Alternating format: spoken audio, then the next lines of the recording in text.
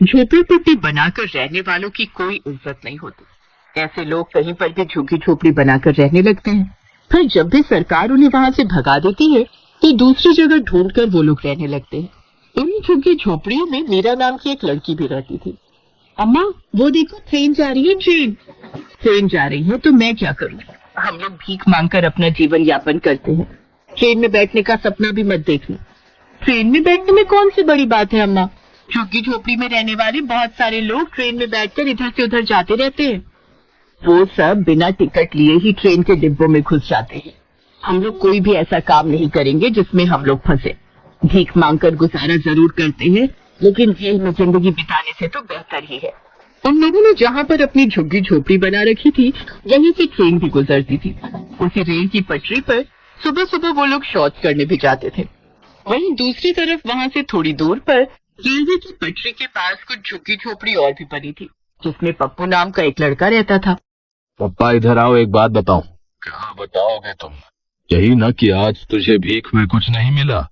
अरे नहीं पप्पा, भीख मांग मांग के हमने बहुत पैसे इकट्ठे कर लिए हैं, तो हमारी शादी काहे नहीं कर देते? फालतू में शादी में पैसा खर्च करके क्या फायदा बता? पप्पू को शादी के कीड़े बहुत ज्यादा ही काट रहे थे। वो हर रोज रेल की पटरी पर ही शौच करने बहुत दूर तक निकल जाता था। एक दिन उसके पिता उसके पीछे पीछे चले गए, ये जानने के लिए कि आखिर इतनी दूर ये क्यों चला जाता है। तो उसने देखा कि वो हर रोज इस मीरा से मिलता था। उसने देखा कि उसका बेटा पप्पू मीरा से बातें कर रहा है।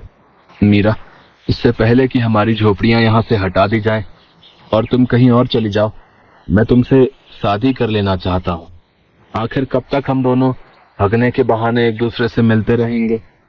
अरे तो इंतजार किस बात का कर रहे हो पप्पू? जो करना है तुम्हें ही करना है। तुम मेरे परिवार से बात कर लो और शादी कर लेते हैं। किंतु जैसे ही वापस आने के लिए मुड़ा, वैसे ही उसका पिता भी वहाँ से भाग गया और भागकर सीधा अपनी झोपड़ी में आकर बैठ गया। पप्पू, अब मुझे समझ आ गया है कि तू मुझसे शादी के लिए रोज रोज क्यों कहा करता है। इतनी दूर तू सुबह हगने के लिए नहीं जाता था, बल्कि अपनी होने वाली बीबी से मिलने जाता था, है कि नहीं? अरे बप्पा, तुम तो बिल्कुल अंतर्यामी निकले। जब आप सब कुछ जाने गए हो तो जल्दी से चलो, मैं आपको मीरा के परिवार से मिलवा देता हूँ और हम लोगों की शादी तय कर दीजिए। देखो पप्पू, शादी में बहुत पैसा खर्च होता है, हम लोग भिखारी हैं, और जिस लड़की से तू शादी करना चाहता है ना, वो भी भिखारी ही है। अरे कैसे होगी शादी बता? वैसे ही जैसे आपने शादी की थी। शादी के समय आप भी कहीं के महाराजा नहीं थे? आपकी हालत भी उस समय यही थी। वैसे टेंशन ना लो, शादी में ज्यादा खर्चा नहीं करेंगे, जुगाड़ से हम लोग शादी कर लेंगे। बारिश की वजह से उसकी झोपड़ी से पानी टपकने लगा। इस टपकती हुई झोपड़ी में अपनी बीवी को रखोगे? बप्पा, तुम सवाल जवाब बहुत करते हो। चलो चलो, जल्दी चलो मीरा के यहाँ मेरी शादी की बात करने। बप्पू अपने पिता के साथ मीरा के घर गए और दोनों की शादी की बात तय कर दी। ठीक अगले ही दिन, मीरा, आज हमारी सुहाग रात है, तुम इस तरीके से शर्माती रहोगे तो कैसे चलेगा बताओ? शर्म तो हर लड़की का गहना होता है मेरे पप्पू। बाहर देखो कितनी जोर से बिजली कड़क रही है, बारिश भी बहुत तेज हो रही है। इस झोपड़ी में कितने सारे छेद हैं, देखो ना सारा पानी अंदर आता जा रहा है। बरसात के मौसम की वजह से हर रोज झमाझम बारिश होती थी। कपड़ों की बनी झुग्गी झोपड़ी पानी से लबालब भर गई। सारा पानी अंदर भर गया और कुछ ही देर में वो झोपड़ी टूटकर पानी में बहकर चली गई। अब वो दोनों काली रात में खुले आसमान के नीचे थे। बारिश भी बहुत तेज हो रही थी। अरे पप्पा कहाँ चले गए? कहीं बारिश में बह तो नहीं गए? तभी उसके पिता भागते हुए उन दोनों के पास आए और बोला, अरे बेटा पप्पू, हमारी झोपड़ी कहाँ गई? ससुर जी, हमारी झोपड़ी बारिश में बह गई। हमारे पास ना तो कोई तिरपाल है और ना ही मजबूत कपड़ा जिससे हम दोबारा झोपड़ी बना सके, और वैसे भी इतनी तेज तूफान आया है, कैसे होगा ये सब? अरे बातें मत करो, देखो बिजली कितनी तेज कड़क रही है, ठंड की वजह से तुम्हें बुखार आ जाएगा। तभी पप्पू के पिता की नजर ट्रेन के एक डिब्बे पर पड़ी जो काफी दिनों से बंद पड़ा था। पप्पू वो देखो, वो ट्रेन का डिब्बा कई सालों से ऐसे ही बंद पड़ा है, फालतू में बेकार पड़ा है। चलो जल्दी से उस डिब्बे के अंदर चलते हैं, कम से कम इस बारिश से राहत मिल जाएगी। हाँ ससुर जी, ये आपने बिल्कुल सही कहा। हम लोग बचपन में इन्हीं ट्रेन के डिब्बों में छुपकर खेला करते थे, कभी कभी तो सो भी जाया करते थे। चलिए जल्दी चलिए, इस बारिश की वजह से तो हमारी सुहाग रात भी अधूरी रह गई। अरे मीरा, कम से कम अपने ससुर जी के सामने ऐसी बातें मत करो। इतनी तेज बारिश में मुझे कुछ भी समझ में नहीं आ रहा है कि कौन ससुर है कौन पति। जल्दी चलो। वो लोग उसी रात में उस ट्रेन के खाली पड़े डिब्बे में चले गए। वहाँ पर उन्हें थोड़ी राहत मिली, क्योंकि लोहे का पूरा डिब्बा था, जिससे पानी अंदर आने का सवाल ही पैदा नहीं होता। तुम लोगों ने अपना सामान तो उठा लिया था ना? हाँ बेटा, हम सारा सामान ले आए। आप चिंता न करो, आपका सामान भी हम लोग उठा लाए हैं। पर झोपड़ी हमारी बह गई, बाकी सामान हमने बचा लिया। ठीक है, तुम लोग इसी डिब्बे में आराम करो, मैं दूसरे डिब्बे में जाता हूँ। पप्पू का पिता दूसरे के डिब्बे में जाकर अपने कपड़ों को बिछाकर वहीं सो गया।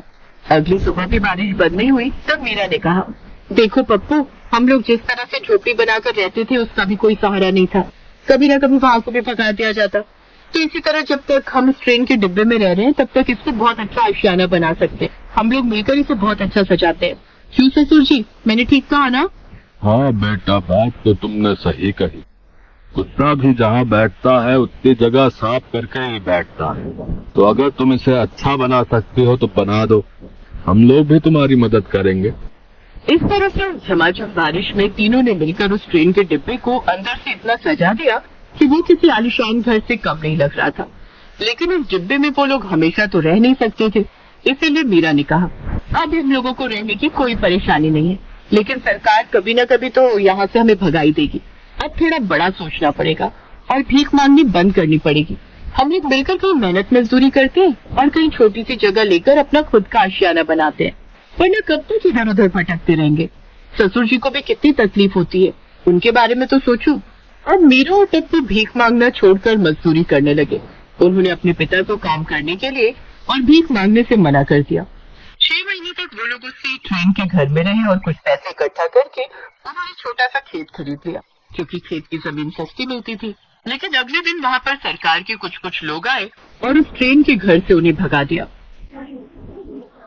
पप्पा, तुम चिंता मत करो, मीरा की वजह से ही हमें कुछ बड़ा सोचने का मौका मिला। वो ट्रेन का घर तो अब हमारा घर नहीं रहा, लेकिन जो खेत हमने खरीदा था वहाँ पर झोपड़ी बनाकर रहते हैं। फिर धीरे धीरे हम लोग पैसे कमाकर वहाँ घर भी बना लेंगे। पप्पू ने उसी खेत में झोपड़ी बना ली और वहीं रहने लगे। 6 महीने फिर से काम करके उन लोगों ने धीरे धीरे अपना भी एक छोटा सा घर बना लिया। अपना घर बनाने के बाद पप्पू वही पुरानी झुकी झोपड़ी वाले इलाके में आया और सभी को सीख दी कि हमेशा भीख नहीं मांगनी। मैं भी तुम लोगों की तरह भिखारी ही था। तुम सभी लोगों ने मेरी शादी में प्लास्टिक के ड्रम बजाकर हमारी शादी कराई थी। मेरा भी कर्तव्य बनता है ना कि तुम लोगों को अच्छी सीख दूं। कल से तुम लोग भी मेरे साथ मजदूरी करने चलोगे। सब लोग अपना अपना घर बनाओ। तुम लोग कब तक इधर उधर भटकते रहोगे भाई? और इस तरह धीरे धीरे उन सभी भिखारियों की जिंदगी भी बदल गई।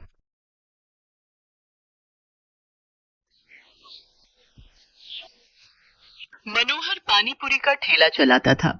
उसकी एक 4 साल की बेटी थी और पत्नी शोभा दोबारा गर्भवती थी।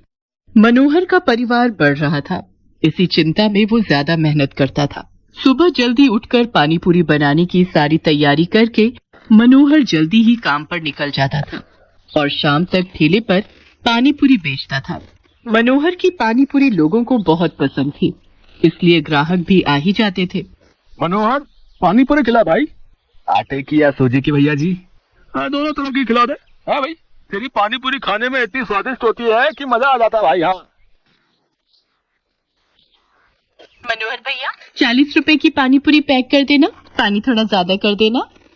अभी कर देता हूँ। आने जाने वाले लोगों की नजर मनोहर के ठेले पर पड़ी जाती थी और पानीपुरी तो एक ऐसी चीज है जिसे देखकर मुंह में पानी आ ही जाता है। इसलिए लोग उसके ठेले पर रुककर पानीपुरी खाते और आगे बढ़ते। पर कुछ दिनों से मनोहर के ठेले पर भीड़ आनी कम हो गई थी, क्योंकि मानसून आ गया था और रोजाना ही तेज बारिश आ जाती थी, इसलिए लोग सड़क पर कम रुकते थे। बिक्री पर असर होने से मनोहर की रोजी रोटी पर भी असर पड़ा था। ये लो, रोटी खा लो। शुभा, क्या बात है? चिंता में दिखाई दे रही हो। पूजा कहाँ है? दिखाई नहीं दे रही। वो पड़ोस वाली माला के घर खेलने गई है। वो शरद बाबू आए थे, मकान का किराया मांग रहे थे। बोल रहे थे 15 दिन ऊपर हो गए हैं, उन्हें अगले हफ्ते तक किराया चाहिए, नहीं तो हमें ये घर खाली करना पड़ेगा। उन्हें हमसे ज्यादा किराया देने वाले किराएदार मिल रहे हैं। अरे तू चिंता मत कर, इस हालत में तू चिंता करेगी तो बच्चे पर भी असर पड़ेगा। मैं शरद जी को कल बोल दूंगा, वो मुझे कुछ दिन की मोहलत और दे देंगे। मनोहर शोभा को तसल्ली दे देता है, पर वो खुद ही बहुत परेशान था, क्योंकि उसी शाम जब वो काम से लौट रहा था तो लोगों में बारिश और तूफान को लेकर चर्चा बनी हुई थी। अरे मनोहर, तुमने सुना क्या? मौसम विभाग का कहना है कि अगले 4 दिनों तक भीषण तूफान और बारिश के संकेत हैं भैया। सड़कों पर पानी भरा रहेगा, इसलिए हम सब ने तो सोचा है कि कुछ दिन घर से ही ना निकले। तुम ठीक कह रहे हो भैया, 2-4 दिन अब घर पर ही आएंगे। वैसे भी मेरी अच्छी खासी बिक्री हो जाती है, पर डर भी तो है बारिश में अगर बाढ़ आ गई तो, सड़कों पे पानी भर गया तो है, घर नहीं लौट पाए तो। मैं तो सोचकर ही घबरा रहा हूँ भैया। चलो भाई चलो, समय से घर चलते हैं भैया। मनोहर उस शाम को हुई इस बात के बारे में सोच सोच कर करवट बदल रहा था। उसे समझ नहीं आ रहा था कि वो अगले दिन जाए या नहीं, पर उसे मकान का किराया भी चुकाना था, इसलिए वो मकान मालिक शरद से बात करने जाता है। शरद जी, मैं अगले महीने तक आपको किराया दे दूंगा। अभी बारिशों का सीजन है तो काम बिल्कुल भी नहीं है। देख मनोहर, मैंने घर किराए पर देने से पहले ही ये शर्त रखी थी कि मुझे किराया समय पर चाहिए, पर तू हर बार ही किराया लेट कर देता है। मैं और देर नहीं कर सकता, तू अगले 2 दिन तक मेरा किराया दे दे, वरना घर खाली कर दे। मेरे पास इतना टाइम नहीं है कि तेरे से बात करूं, मुझे काम से जाना है। मनोहर चिंता में घुला घर लौट आता है। उसके पास कोई और चारा नहीं था, इसलिए वो अगले दिन फिर से पानी पूरी का ठेला लेकर काम पर जाने लगता है। पड़ोस की सुनीता भाभी कह रही थी कि अगले 2 दिनों तक बहुत बारिश होने वाली है, आप 2-3 दिन काम पर ना जाओ तो अच्छा है। शोभा, मैंने शरद जी से बात की थी, वो नहीं मान रहे हैं। उन्हें अगले 2 दिन में किराया चाहिए, इसलिए मुझे पानीपुरी का ठेला लगाने जाना ही होगा। मनोहर घर से निकल पड़ता है। वो ठेला लेकर जब अपनी जगह पर पहुंचा तो उसने देखा आज बहुत कम ठेले वाले खड़े थे। उसे पता था कि सबने पहले ही मना कर दिया था, इसलिए सब 2-3 दिन घर पर ही रहेंगे। मनोहर अभी अपना ठेला तैयार कर ही रहा था कि अचानक तेज बारिश शुरू हो गई और बारिश लगातार तेज होती जा रही थी। मनोहर का पूरा ठेला बारिश के पानी से भीग चुका था। उसका बहुत नुकसान हो गया था। हे भगवान, कितना नुकसान हो गया। सोचा था आज थोड़ी कमाई हो जाएगी तो किराए के थोड़े पैसे देकर शरद जी को संभाल लूंगा। अब क्या करूं? आज तो 1 पाई की भी कमाई नहीं हुई, तो वापस घर जाने के सिवा कोई रास्ता नहीं। घर ही चला जाता हूँ। बारिश का पानी सड़कों पर भर रहा है, अगर कुछ देर और रुका तो यहीं फंस जाऊंगा। मनोहर अपने ठेले को अभी लेकर जा ही रहा था कि अचानक से एक गाड़ी तेजी से आती है और सड़क पर फिसलती हुई एक पेड़ से टकरा जाती है। अचानक हुए ऐसे हादसे से मनोहर दंग रह जाता है। वो देखता है कि गाड़ी एक महिला चला रही थी और बराबर में उसके एक छोटी बच्ची बैठी हुई थी। महिला की ज्यादा चोट आई थी और वो बेहोश हो गई थी।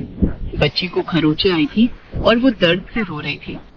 मनोहर उनके पास जाता है और रोती हुई बच्ची को गोद में उठा लेता है। लोग उसका साथ देने से मना कर देते हैं। हे भगवान, न जाने ये कौन है। चुप हो जा बिटिया, तो हाथ पर चोट आई है। अगर इन्हें कुछ ही देर में अस्पताल नहीं ले गया तो अनर्थ हो जाएगा। ए भैया, जरा ऑटो रोको। ए भैया, आओ भैया, जरा गाड़ी रोको। कोई रोक ही नहीं रहा, कोई भी मदद करने को तैयार नहीं हो रहा है। मैं इन दोनों को इस हालत में यहाँ मरने के लिए नहीं छोड़ सकता। मेरी आत्मा इसके लिए कभी हाँ नहीं कहेगी। अब मैं क्या करूं? अब तो एक ही रास्ता बचा है। मनोहर को कुछ समझ नहीं आ रहा था। उस महिला की हालत गंभीर होती जा रही थी, उसके खून बह रहा था।